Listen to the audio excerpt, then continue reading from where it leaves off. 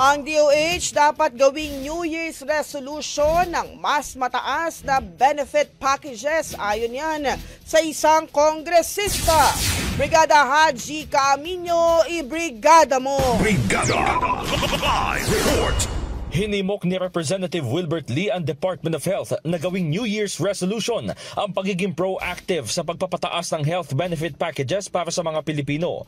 Sa harap ito ng mahigit 500 bilyong pisong available funds ng Philippine Health Insurance Corporation o PhilHealth para sa benepisyo ng mga miyembro.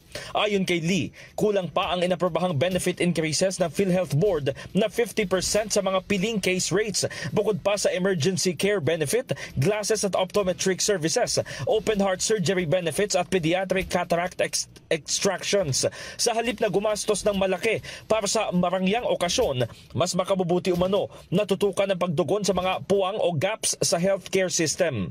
Dagdag pa ng kongresista, dapat na panagutin ang mga opisyal na manhid at siguruhing ito na ang magiging huli nilang Pasko at bagong taon sa hinahawakang posisyon.